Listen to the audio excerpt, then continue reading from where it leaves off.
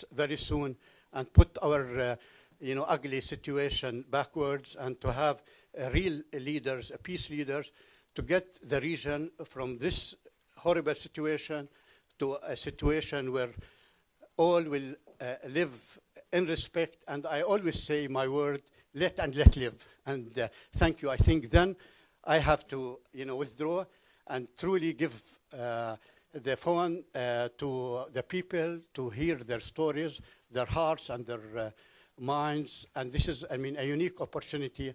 Our Father, gave it to us, especially that today, on the basis of a humanitarian issues, he met the families, representatives of the families, and he heard their stories, and he was affected. Thank you so much. Thank you, Ambassador. Thank you, Ambassador. So, every member group of the families of who suffer under the bomb and massacre in Gaza. So all is not from in Gaza. They come today because they were abroad. All their relatives are in Gaza, except one colleague here, Suhair. She lived under this war for 42 days, escaped just 2 days ago because of the lack of having a second nationality. So I will give to first Shireen Hilal, Awad Hilal. She will give you the message for how the meeting goes with His Holiness Pope Francis, and start switching between each of them, telling stories and giving. Shireen, please, floor yours. Good afternoon. I greet you in the name of every single Palestinian who is suffering at the moment. And before I begin, I would like to thank the embassy in Rome for being so hospitable, for doing a spectacular work to make this happen. Today I'm here to share with you what is really happening on the ground with my colleagues and the Palestinian delegation, and also to share with you what has been happening and what happened this morning. We were invited to come for a few days, and each one of us made his path to come here. It wasn't easy, but we made it. We came here to talk to the Pope, His Holiness Pope Francis, and to share our grief. Wednesday, 22nd of November, at 8 in the morning, we were hosted by His Holiness Pope Francis. We're amazed how it started. But before I say so, I want you to know that my friends who are here with me today are people who should be living a normal life. And some of us are living out of Gaza, if not most of us.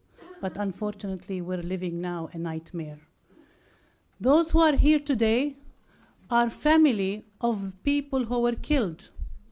Those who are here today are people who lived under the bombarding of the Israeli military. Those who are here today are students who were not able to come back to Gaza to be with their families in such hard times. So we have so many different backgrounds, but we're here for one reason. We're here united for one reason, for the world to hear. When we came, His Holiness Pope Francis was very informative, and he was very informed by the situation in Gaza. It was spectacular for us. He knew that Gaza has no water. He knew that people are using salted water for over 2 weeks now.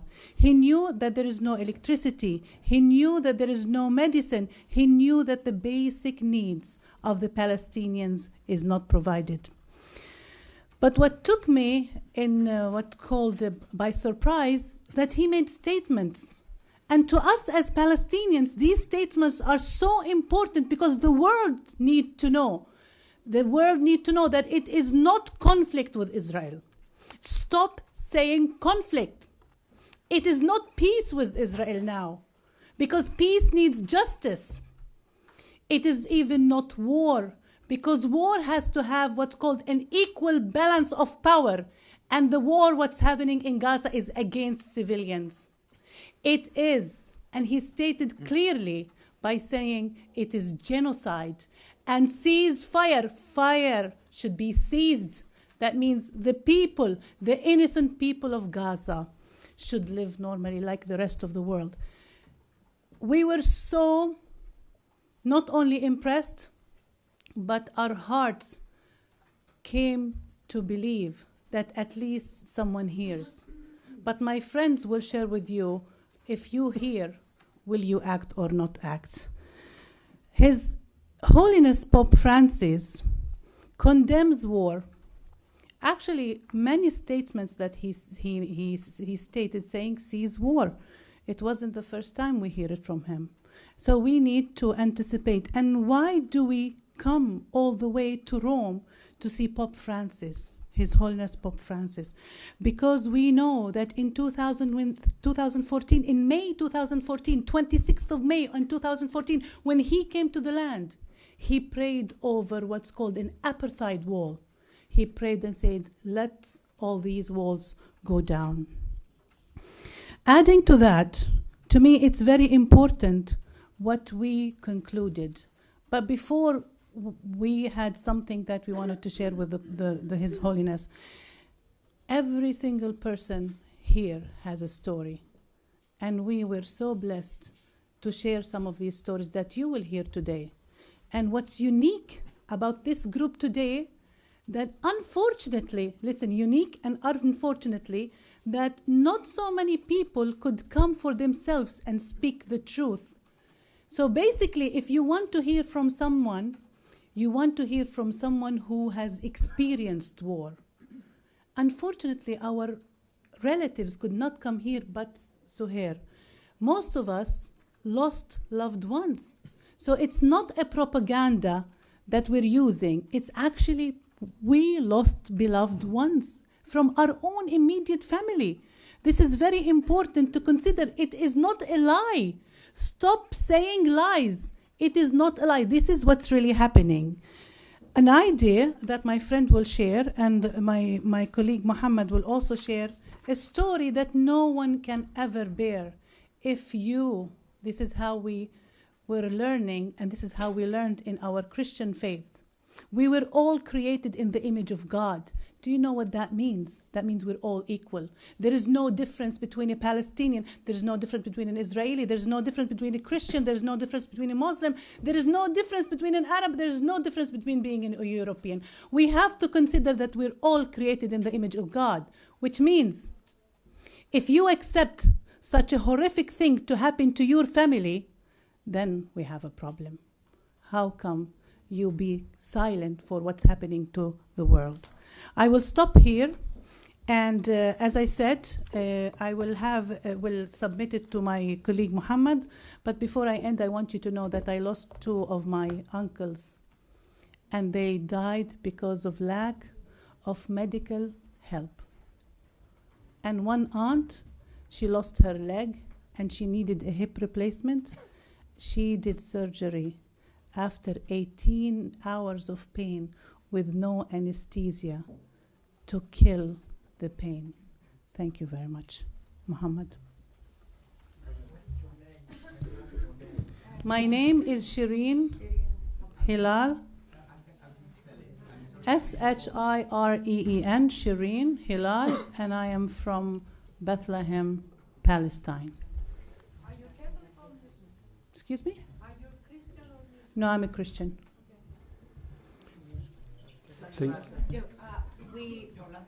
Shireen Hilal. Hilal.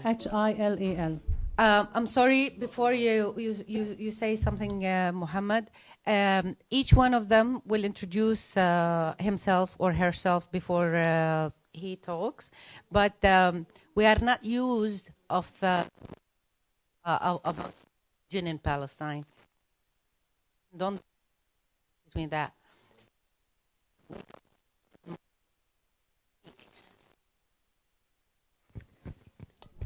it's not something religion isn't something we identify ourselves in Palestine in any kind of conversation we do or in public introduction.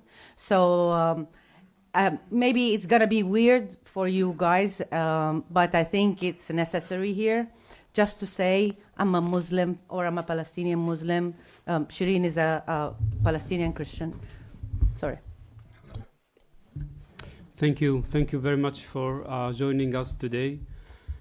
It is not easy for me to come to talk in front of you because I have a broken heart. I have my eyes full of tears, but I decided today not to cry but to speak out. My name is Mohammed Halalo. I used to have a family in Gaza. 2 weeks ago, I was, as many of you in the world, using to watch the TV, following the news, when I recognized that the region that was massively bombarded was the eastern part of Gaza. That was the Shati refugee camp where my family used to live, where I was born and where I used to live for 32 years. I tried to contact my family, but the communication was, of course, cut off. I could not sleep that night, and the next day morning, the telecommunication in Gaza was restored, but not with my family anymore. Instead, the heartbreaking news started to come out from the neighbors, who started to send me photos of the house where I was born is collapsed with a massive bomb that has been thrown into our house during the night. 30 people was living in this house, was seeking refuge. My mother, my sisters, my brothers, and their children have been all killed in one instant. That is not easy. 30 lives. These are not statistics. These are people who I lived with. I have memories with every one of them. They are people with hopes, with plans, with projects for better future that have been eliminated in one instant. Days before the attack, I managed to call my sister. I asked her to turn on the camera on WhatsApp. I wanted to see how the life looked like. My mother was exhausted. She was 75 years old. My brother, he was trying to make food and bread with wood fire on the ground with the last pieces of food that they could have. I asked my sister about food because it's her who managed the house in general. She responded in a moment of truth, a painful moment of truth with uncertainty. She played that she didn't know, but I know that she knew that there was no enough food for the days ahead.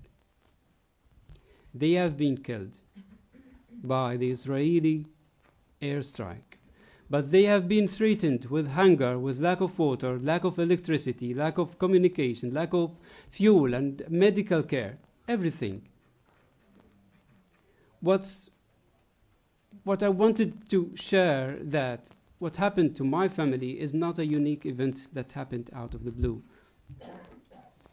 It has been repeated. It has become a pattern that has been repeated like about 200 times. 200 complete families have been wiped out from the civil register.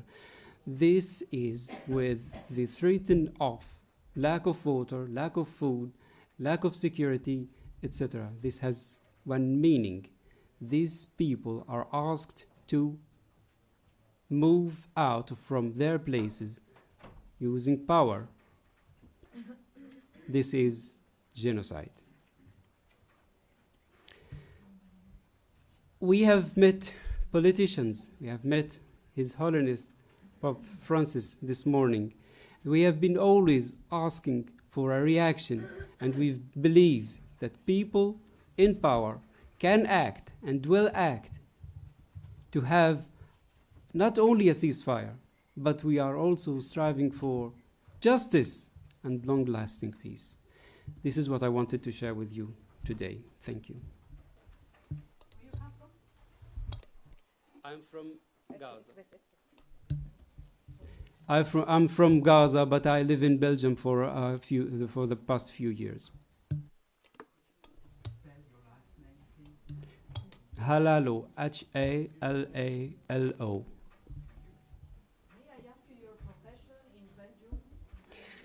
I am an IT manager. Okay, so we will continue to Yusuf al-Khoury. He's also originally from Gaza. Muhammad, as his name speak out, he's a Muslim Christian. And also here, Muslim Palestinian, I'm sorry. See, we are not used to that. My friend here also, Yusuf al-Khoury, he's originally from Gaza, lives now in Netherlands. I don't know what to say. Is it lucky for him, because he's not under the war now in Gaza, or God be with him because his family is still there. He's also Christian, a Palestinian. Yusuf al-Khoury. Do you need a spelling for the name? Because after when he speak, we don't need to be interrupted. Yusuf, Y-O-U-S-E-F, L-A-L-K-H-O-U-R-Y or I? That's okay. Y or I, okay. Yusuf.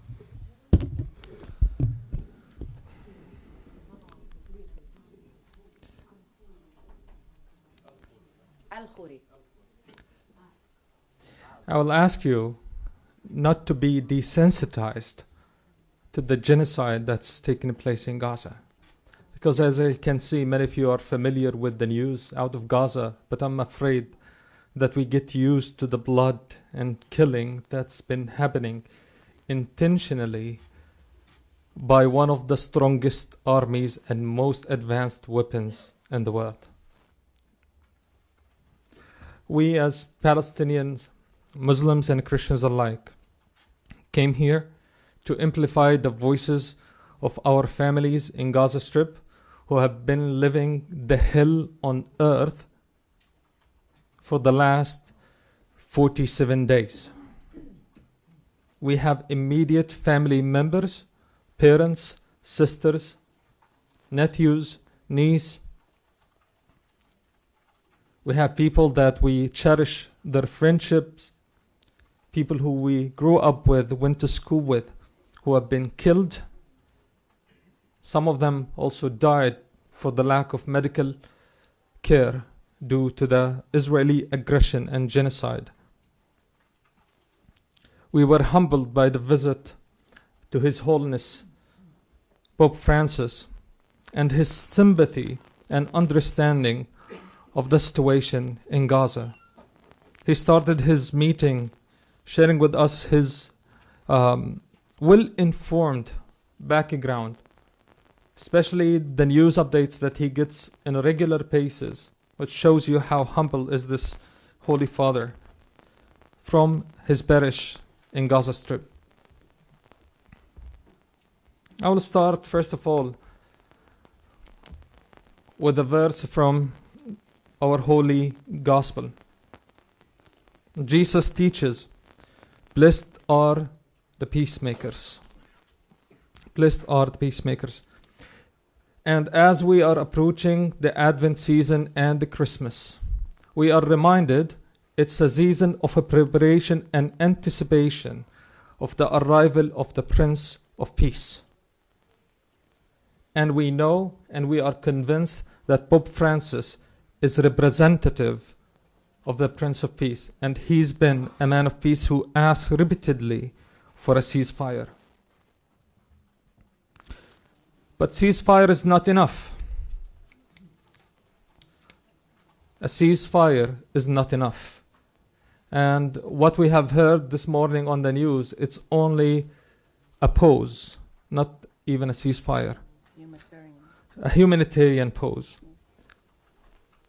Neither a humanitarian pause nor a ceasefire are enough, because they only maintain the status quo, the de facto, the hostility, the potential for another genocide to take place maybe after a month or a year or even after 2 years. This is the experience of the Palestinian people for the last 75 years. That's what most of the world actually misses. Our people have experienced genocide from the 1947 in Tantura, in Deir Yassin. Our people, even who were refuged to Lebanon forcibly by the Zionist militia in 1948, were also massacred in Sabra and Shatila. And today, it's on play. It's live streamed by many of your TV channels. What we are seeing is an act of genocide. More than 13,000 civilians have been killed so far. And as Muhammad just said, these are not numbers, these are our families. And as Palestinian Christian who's originally from Gaza, all Gazans are our family. And each life lost in Gaza is precious to us and supposed to be precious to everyone. Israel continuously denied the Palestinians their basic human right for self-determination and freedom, including to the people of Gaza for the last 16 years. According to many scholars, Gaza for the last 16 years constitute a concentration camp. And this is not my opinion. You can refer to the Israeli well-respected scholar and sociologist Baruch Kimberling.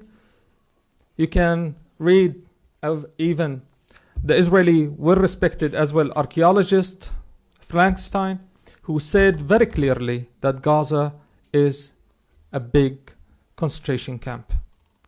And what's happening to the people in the concentration camp?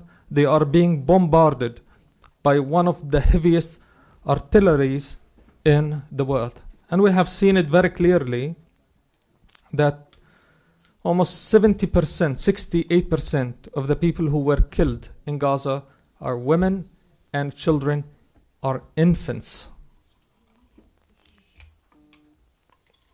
As a Palestinian Christian who has family in Gaza, and I have very young nephew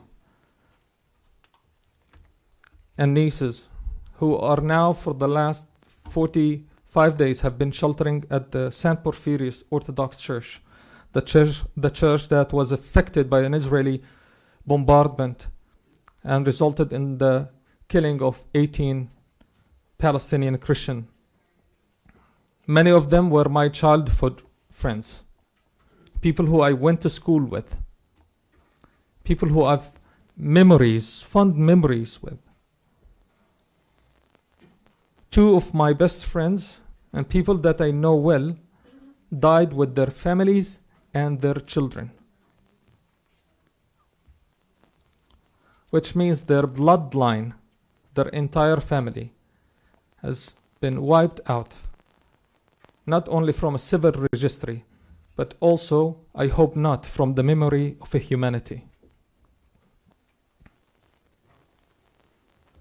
We have urged Pope Francis, based on our deep conviction that he is capable of stopping this war.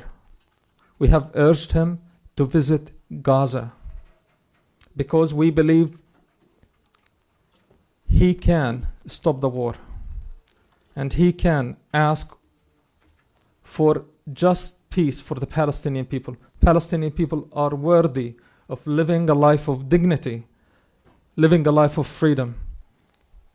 And as many of you can enjoy the freedom here in Europe, traveling from country to country with your own cars and public transportation, imagine that we have 2.3 million people are trapped and cannot come to tell their stories and represent their families and themselves here.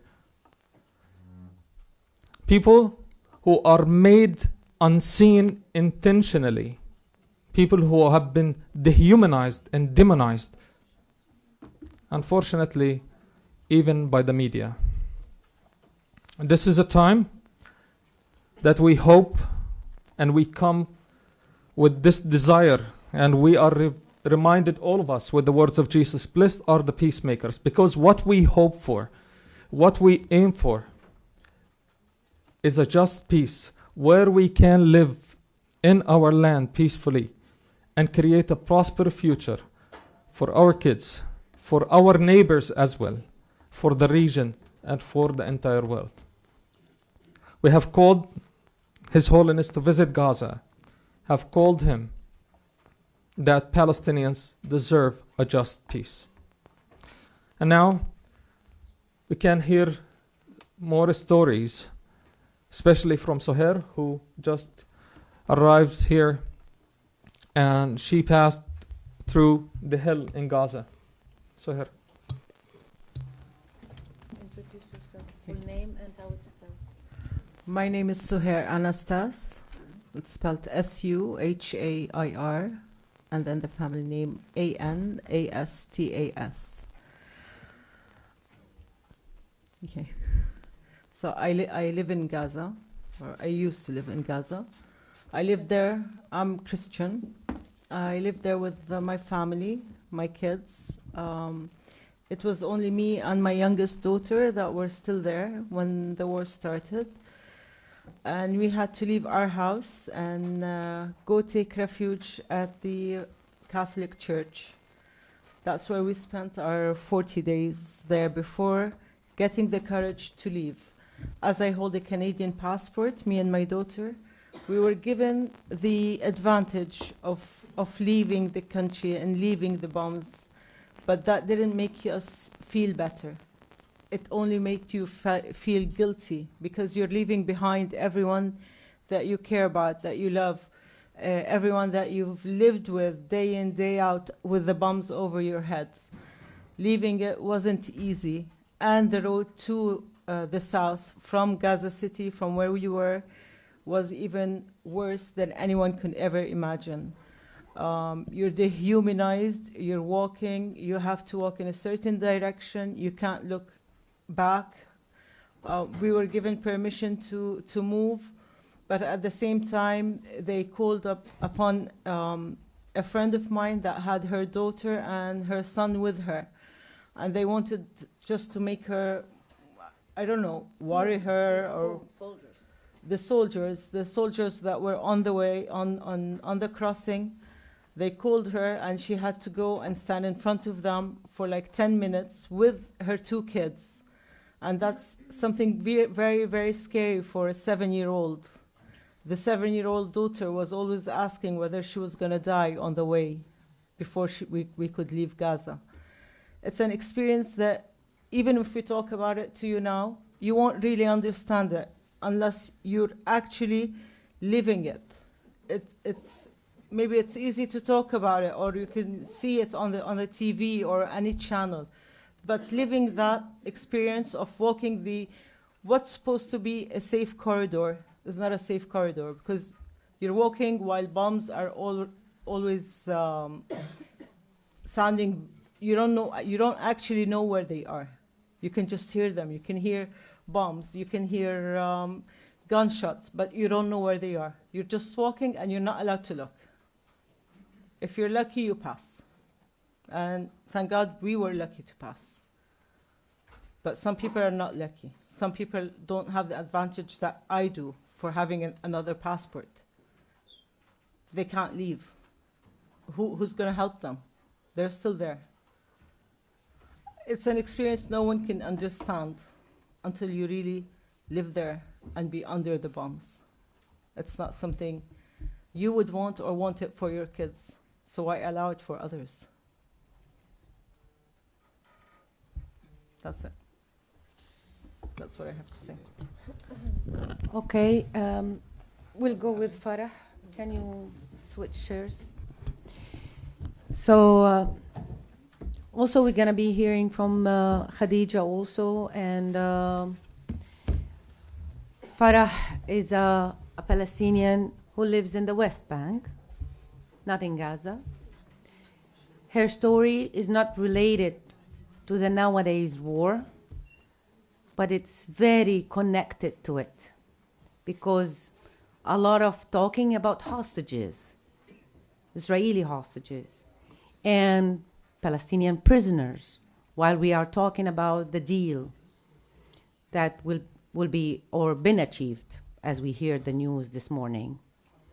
Her story is about kidnapping a dead body for over 3 years for her brother.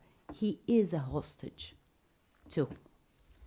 So Farah Harikat, Farah, her name is spelling like Farah, Harikat, ERAK. EREKAT.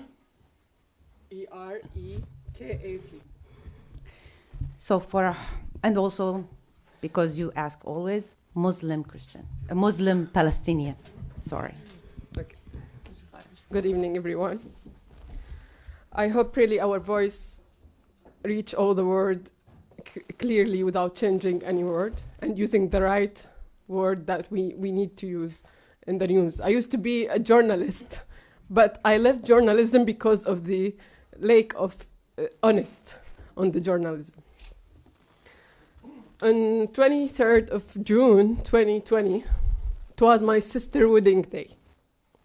I was in the barber shop doing my hair, getting ready for the wedding, and I just heard in the news there is a young Palestinian man have been killed at the checkpoint for no reason. And without knowing that this man is my brother in my sister's wedding day, I was sad, and I closed the news, and I start praying for him without knowing he is my brother, you know? When I finish everything and I want to go to home, I just see a lot of people was standing in our home door and said that Ahmed have been shot by Israeli force at the checkpoint in Bethlehem between Jerusalem and Bethlehem. Jerusalem is the Holy Land and Bethlehem is the peace land, Jesus land. So imagine this is two places are packed to Palestinian government, and this checkpoint are put it there without no reason, just to let us live a bad life as a Palestinian. Okay, my brother was 26 years old. He was engaged, and he was want to get married after 2 months. Here's his picture. His name is Ahmed. He is my best friend and my twin. We born in the same day, but he is older than me in 1 year. We used to go to school together, play together, do everything together. And till now, if I told you, I didn't believe that Ahmed passed away because I didn't see him. I didn't say the last goodbye for him. Imagine that Israel punish a dead body for no reason and punish his family. My mother told me to tell you today that she is waiting him to come back in a walk. She didn't imagine that he is not here anymore. Another thing in my story, I lost my sister from the sadness after 1 year. She was suffering in a cancer with no reason, just because she was very sad. She got a cancer and she died in 3 months. She was 33 years old. She was studying her PhD in Poland. And that's how Israel killed our dreams, our lives, and everything. In West Bank, where's Hamas in West Bank? You said that Hamas in Gaza, we are bombing Gaza. They are killing Palestinians in West Bank every day. And there is no one look. Since the 11th of October until today, they killed 176 Palestinians, youth and young, without no reason, just because we are Palestinian. We are live under occupation since 75 years old, 75 years. And the world just looking for us. They start saying that Palestinian killed, okay, they forget the second day. And if Palestinian come to define himself or his family, he is a terrorist. But this is our land. Come on. Israel have the right to define themselves in the space of their violence. We are the one who violenced by Israel. Got violated. Got violated by Israel. It's our land. Okay? And not only my brother Ahmed, another 365 Palestinian dead body are jailed by Israel. But Ahmad, exactly because he jailed in the fridge for 3 years, in the fridge of Tel Aviv University. And I don't know how the world still used to work with this university and since the student there. I just want to show you this, my brother Ahmad and my mother in Al-Aqsa Mosque. We were so happy to be there together. And this is a picture for us. We used to do a stand for asking to bring our dead body, our brother dead body back every week in the West Bank. And I know some of you heard this story about Ahmad Erikat, because he was killed in his sister's wedding day. Please, I need my brother dead body back as soon as possible because we cannot live with this pain again and again with Palestine. Thank you. Thank you, Farah. I know it's an open wound. It will never heal until you bury your brother, as many of other martyrs. Hundreds. There is a graveyard, the graveyard, as they say in Israel, the number graveyards. Many of martyrs been kidnapped after they shoot them, the Israeli soldiers, after they kill them. They kidnap the body. I never give it back to the family. And in some cases, when they deliver the body to the family, they put certain condition for burying him. After midnight, no funeral, and in the same day. It's a very hard and inhuman condition for any mourning family. So let's continue with story about the war of Gaza. And again, this story, it's not disconnected to the situation we are living now in Gaza. It's connected because bodies are being hostages in fridges or in a graveyard. They call it the numbers graveyard in Israel. So I will give the floor now to Khadija. Khadija, will you please say your full name and spelling it? Khadija lives also in Belgium. She has relatives in Gaza, and she lost her also loved one and family. Please, Khadija, go ahead. My name is Khadija Darabe, KHADEGADARABIEH.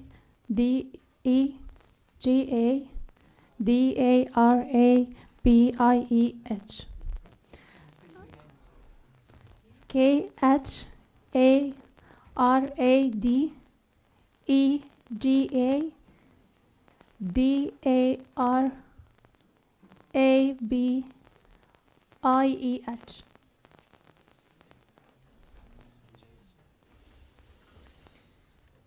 I'm from Gaza. I came to Belgium since 9 months.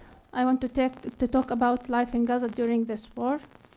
I lost a lot of my cousins and friends, and my family lost all their houses and live in tents now.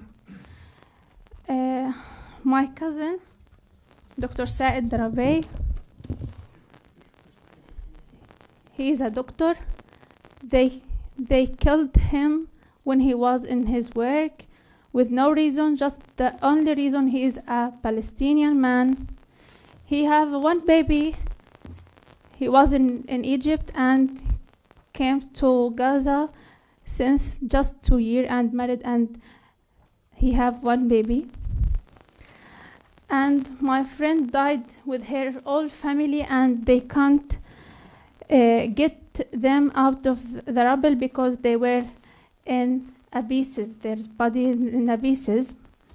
They're not numbers. Everyone have a dream. Everyone have a story, and they was like the life. My husband's family entered in the war, and they can't go to hospital because the Israeli occupation forces bombed hospitals and ambulances, and the whole health system has collapsed. Secondly, I can't communicate with my family because there is no electricity, no internet, and all telecommunications in Gaza is collapsed. And when I can't talk with them, they ask me if there is a ceasefire or not because they don't know anything around them. Since 2 days, the Israeli occupation committed a massacre in Jabalia camp near my family's house, and I don't know anything about them. There is no food, there is no water. My sister have a baby, she can't feed her baby. And finally, I'm a pregnant woman. I will birth soon, and I know that my child will live a happy life in Belgium. But what will be the fate of the body who will be born in Gaza? Like this child, he is a newborn baby.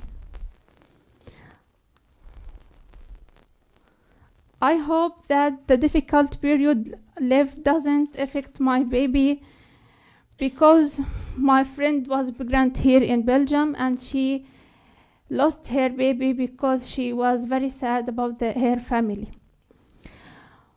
When I met Holiness Pope and said to him the story about the babies in Gaza, he cried and said to me, I will pray to children in Gaza, and he prayed for my baby to come with a good health.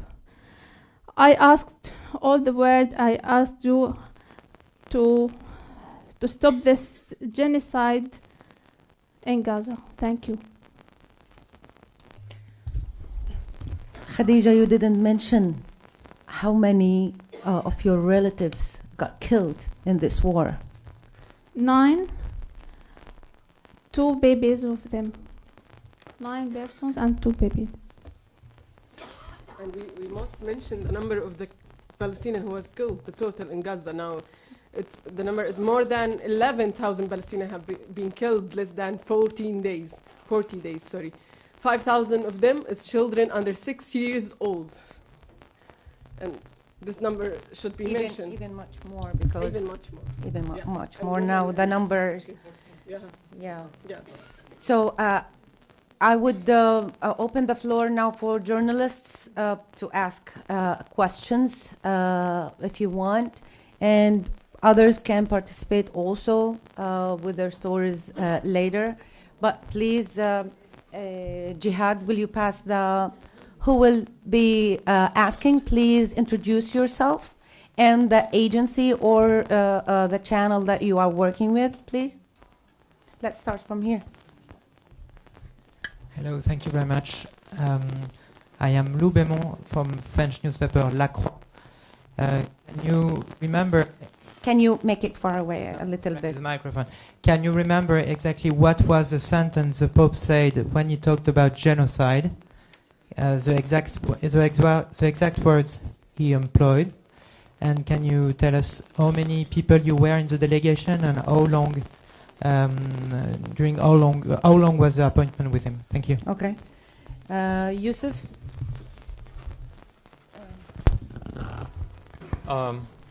Thank you for your question. In fact, we were 10 people meeting with His Holiness, and in the first 10 minutes of a meeting of 20 minutes, he spoke to us about what he already know about Gaza, and he's the one who described what's happening as a genocide.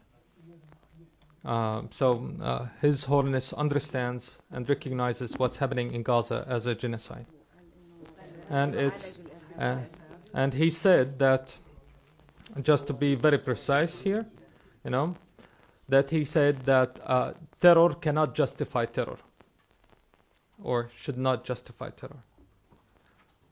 So these are his words. So he didn't use the word genocide. He used. He did use. He used. He used a genocide. Yes, and With his Yes, it Shireen. started. Yes, it started first when it was an announcement that terrorism should not be paid back by terrorism. He shared his sympathy, which we do also acknowledge that, with the people who are hostages, the Israeli children and people who are hostages in Gaza. He said nobody should bear such a thing and the hostages should be back. It has been mentioned. When we shared the stories of the families killed, he mentioned that I see the genocide. So basically, he did not only say the aching, but he announced that this is what's happening with many children. The fact that we said over 5,000 children were killed is genocide. This is how it's stated. We need to excuse me. You were saying that he said specifically, I see the genocide. Is that what you heard? Yes, it was stated. I mean, we were we were very clear that we want to see, because we did not have expectations. You know, it's not easy to come and visit the Pope, His Holiness, without, you know, not knowing what is really said and what is not said. But it was very clear. The word genocide did not come from us. It came from His Holiness, Pope Francis. Thank you.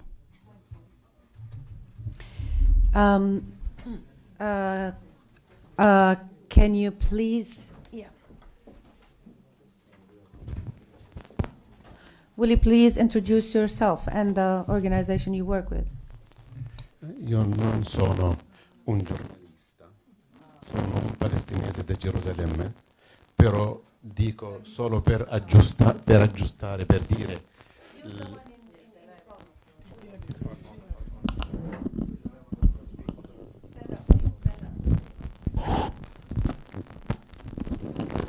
E per il numero dei martiri che sono stati a Gaza fino all'altro ieri, fino a lunedì, è 13.300 persone. Così dice il Ministero della Sanità di Gaza, di cui sono 5.600 bambini. 5.600 bambini e 3.550 donne. Questo fino all'altro ieri. Da lunedì a oggi chissà quando sono diventati.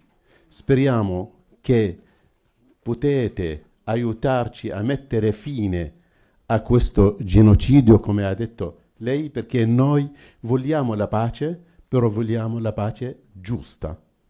Vogliamo la pace che merita la Terra Santa. Grazie. No, no. Mohammed.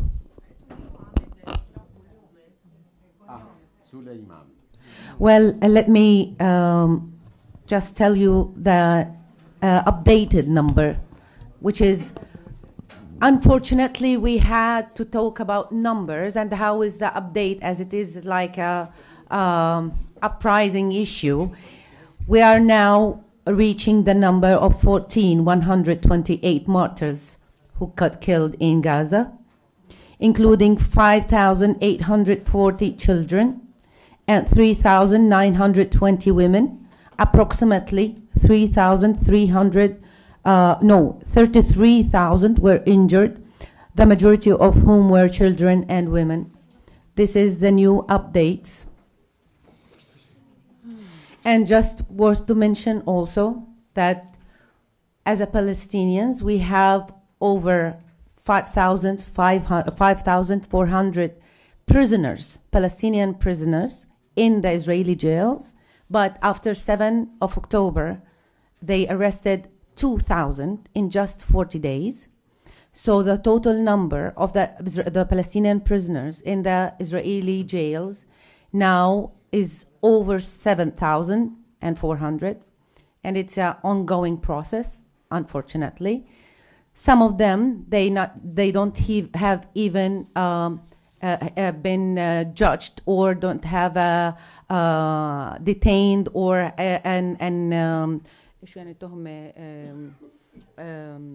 clear crime or something to be described of the why they've been captive.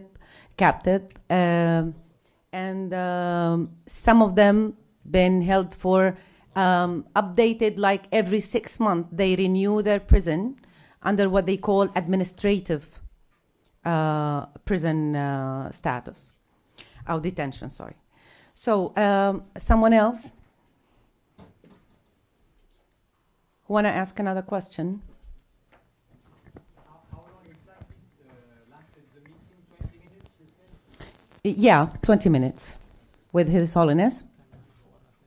And we had also accompanying with a delegation who met with Pope Francis, 2 fathers. One father from the Greek Orthodox Church. His name is Siman, but he unfortunately couldn't be with us today. I mean now for the press conference, and also a Catholic father from the Romanelli, Father Romanelli, from Gaza. Qual è la richiesta che loro hanno fatto al Santo Padre? شو السؤال اللي سألته ايش انت سألته His Holiness؟ يوسف. ايش السؤال؟ Okay, Muhammad, please. We believe that His Holiness has a great power in the world, and he can ask for an immediate ceasefire, but this is not what the only thing that we ask for. We ask him to use his power for more just and long-lasting peace. We ask him as well to come personally and visit Gaza in order to put an end to this genocide, because we believe his presence will bring comfort and peace to the region. Worth to mention that also the delegation deliver a written letter from them with a very clear demands and clear description about the situation in Gaza, and handed to His Holiness in the end of the meeting. His Holiness found that idea of visiting Gaza is a good idea. He said that it is a good idea, and he promised to discuss this with the diplomats when the situation allows for it. Yes, ma'am. Italiano, Jihad.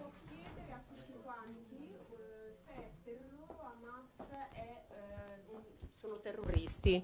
Un giudizio su Hamas. Again. Se sono terroristi.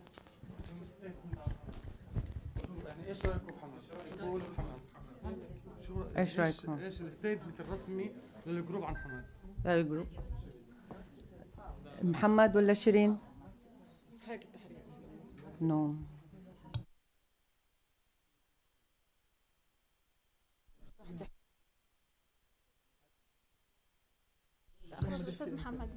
I don't think we are here to speak about Hamas. We are an oppressed people who have been living in oppression under occupation for more than 75 years, and we are the people who are under this oppression for these decades. I don't think it is even polite to ask the victims to talk about the people, the same people. Thank you.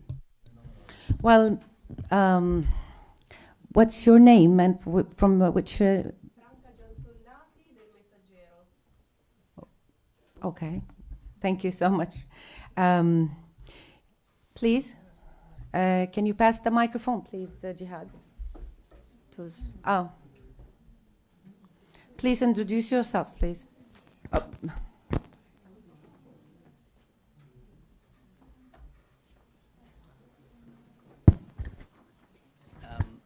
Yes, whoever wants to respond, I would like to follow up on Franca's question because I think it is relevant.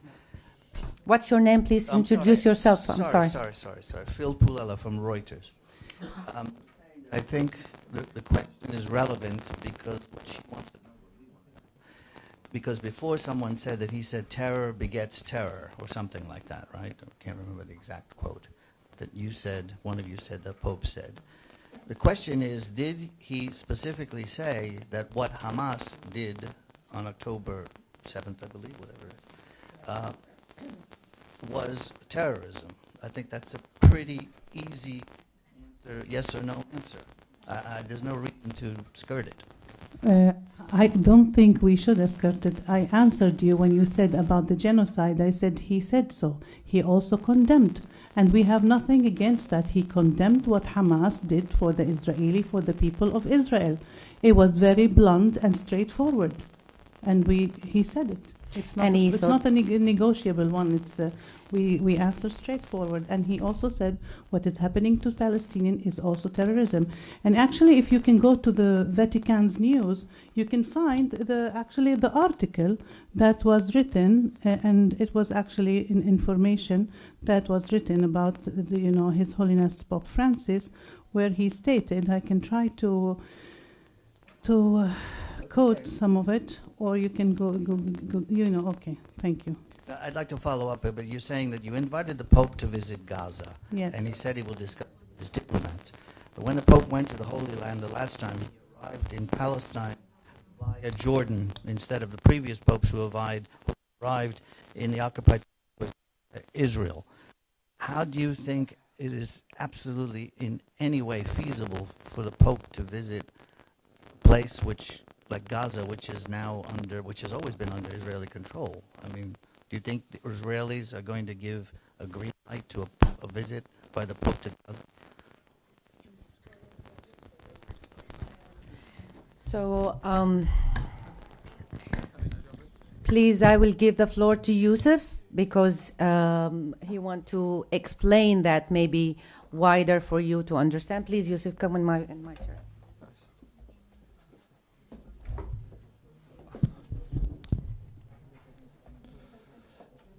What we have asked His Holiness and urged him to visit Gaza. We are not diplomats ourselves. We don't know the right routes and networks that need to be connected and arranged for him to visit Gaza. But I don't think that His Holiness need a white or a green light from anyone to stop a war crime that's taking place in Gaza. If he chooses to go from Egypt or from any other place, it's his choice, and he can figure out the best way. What we really care about is for him to stop the genocide and the war crimes and the crimes against humanity that's taking place in Gaza.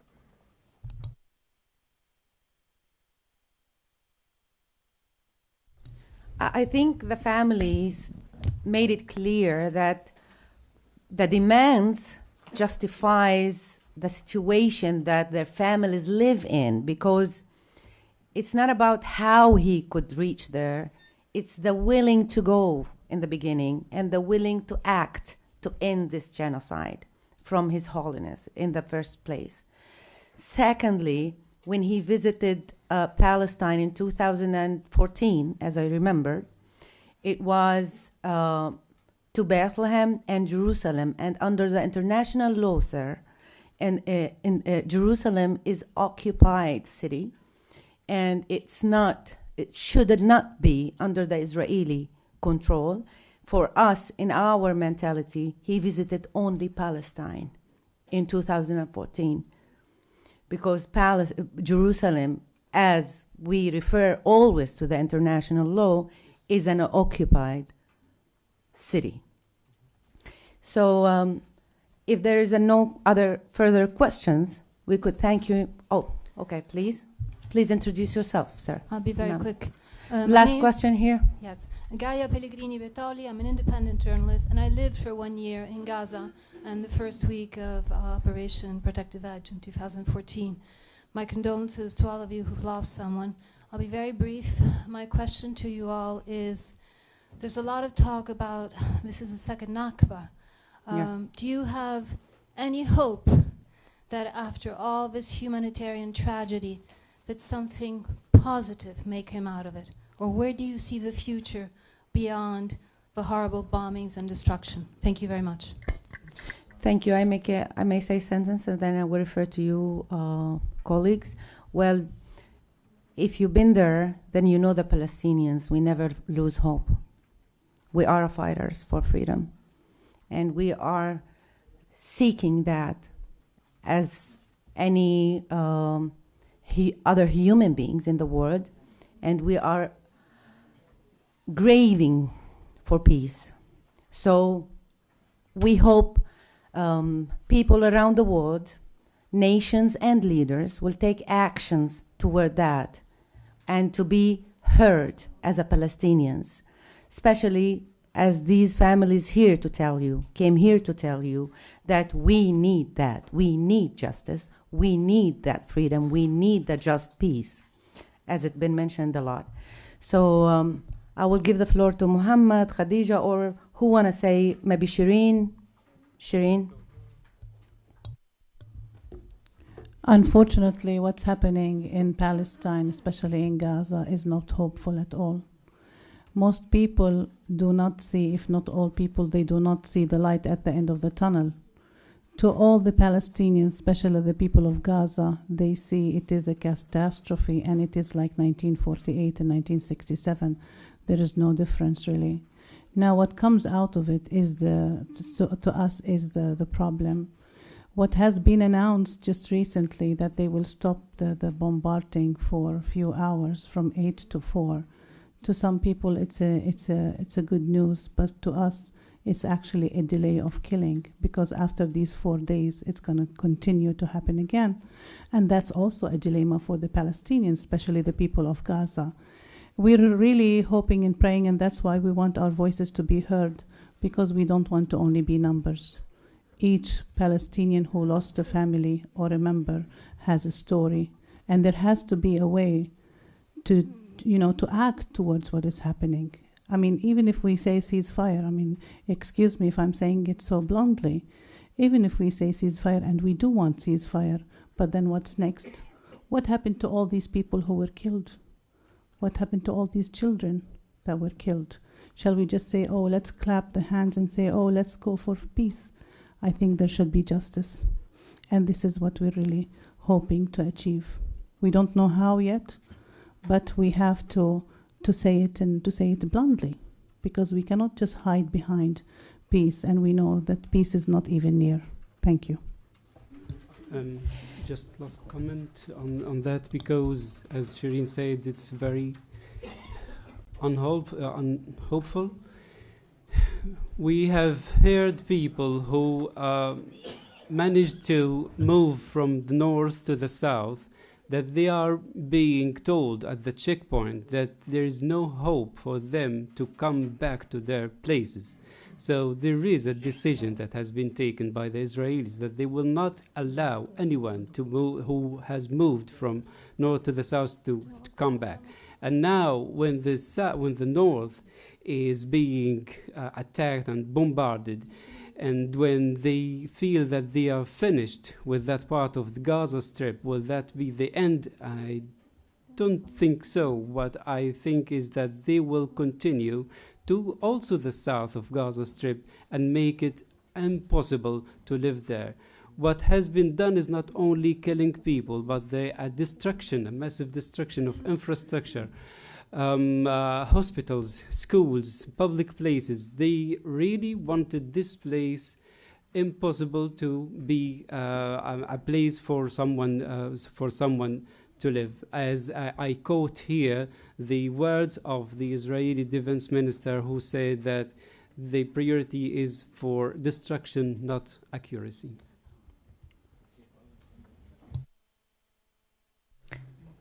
Okay, thank you. What? Abbiamo una conferma della sala stampa della Santa Sede. Loro dicono che il Papa non ha usato la parola. Can you speak in English, please? Yeah, you are speaking in Italian, and no one here can understand Italian. We just had a confirmation from the OEC, the press office, and they just say that the Pope didn't use the word genocide. Wow. He did.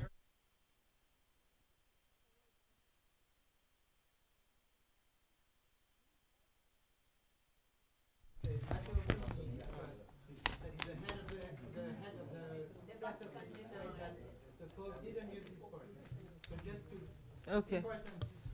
Well, that's, I don't know what to say, but if you ask all the 10 people that were there and heard the same word, then something is wrong here. We, 10 people heard it. Yes, definitely. Yes. We were all there, we heard it, and I think no one has a hearing problem. It's we very heard it. interesting. It's very interesting here. You know, that the Palestinian voice is always questioned. No. Yes, yes, but yes, it's your job to verify. But it's also your job to cover what's happening in Gaza and what the United Nations says and what everyone also describes. When 13,000 Palestinian civilians are being killed, that's not just a passing incident in the world history. This is a genocide when a systematic assault and aggression is taking place against the people.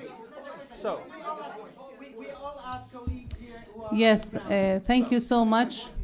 Thank you. Okay, thank you so much for what you just shared. Let me just conclude with that, and then you can take it from here.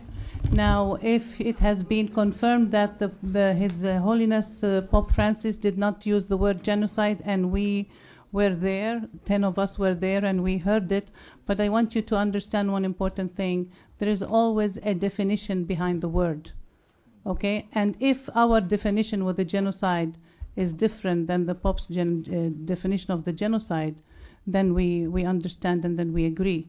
But as the idiom, like the definition word genocide, yes, it was used, and we have 10 people here that confirm it, but I'm saying it again, that does not mean my definition is exactly the same definition as maybe His Holiness Pope Francis was trying to make it clear.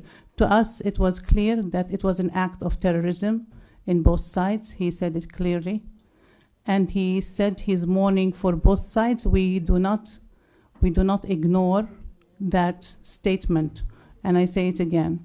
So let's hope that we can get a clear statement from the press office, and we'll take it from there. It's not here. We're not here to try to twist information. Please, we're here. We're trying to convey a story, a message, something that is happening to our families in Gaza, and I urge you to respect that because it's so important. Thank you so much. It's hard that Palestinians always need to prove what they hear or what they say. Thank you so much. Thank you so much for being here.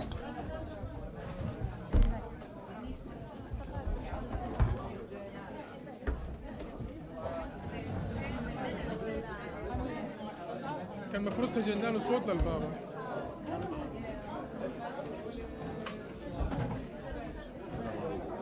You can make interview.